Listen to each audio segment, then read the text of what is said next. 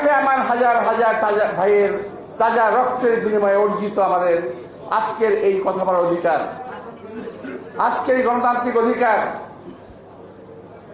যারা ত্যাগ করেছে, রক্ত দিয়েছে।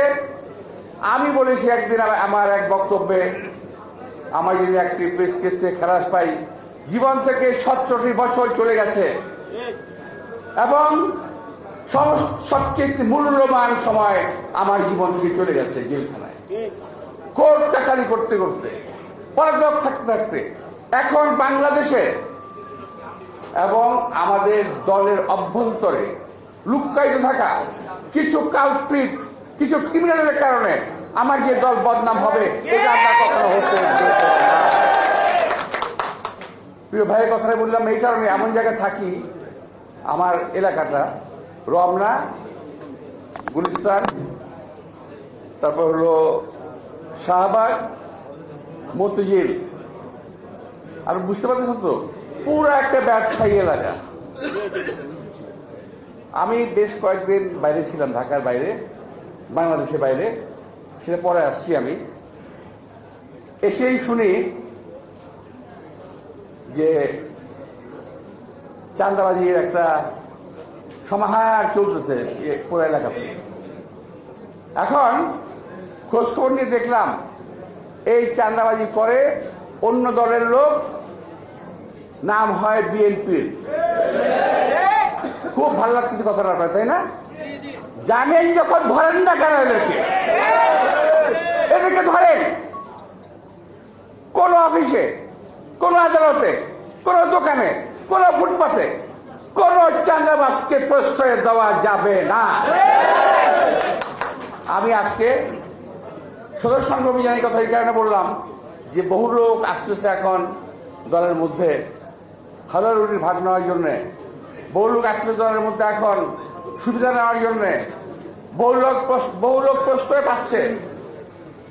বিএনপি মনে রাখবেন, বিএনপির অনেক সমর্থক সারা বাংলাদেশে, বিএনপির ভোটার অনেক বেশি সারা বাংলাদেশে, অনেক মানুষ অনেক দলের চাইতে।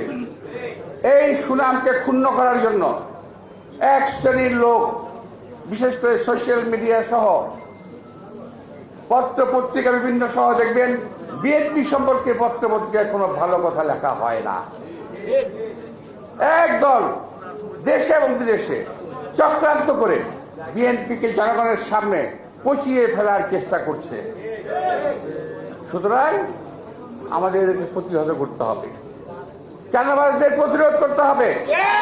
যদি এটা বিএনপির হয়, তাকে ওই ছাড় দেওয়া যাবে না। আমি আজকে পরিষ্কারভাবে এই প্রিন্ট মিডিয়া, ইলেকট্রনিক মিডিয়ার সামনে পরিষ্কার বলতে চাই যে এই আমার নির্বাচনী এলাকার মধ্যে অফিস কয়েকটা আছে, PWD, facility department, Bangladesh railway, Motijheel commercial area, এই সমস্ত এলাকায় কিছু লোক চাঁদাবাজি করছেন, পরিচয় দিচ্ছেন আমরা মির্জা আব্বাসের লোক। আমার একটি ভাই রাজনৈতিক কারণে আমেরিকাতে তার মৃত্যু হয়েছে, আল্লাহ তাকে বেশি নসিব করুন। আর একটি ভাই 17 বছর পর এই পলাতক থাকা অবস্থায় বাংলাদেশে ফেরত এসেছে। তাকে ঘরের তালা দিয়ে আটকে রাখি আমি, যাতে সে বাইরে যেতে না পারে। বড় ভাই, বয়স 60-65, আমার অনেক বয়স, তাকে বেরোতে দিই না আমি। আমার কোন ভাই বেড়াদা, আত্মীয় স্বজন চাঁদাবাজি করতে যায় না। আমার নাম যারা বলবে, সে যেই হোক, তাকে আপনারা ছেড়ে কথা বলবেন না, তাকে ধরবেন, উত্তম মধ্যম দেবেন, তারপর পুলিশে দেবেন।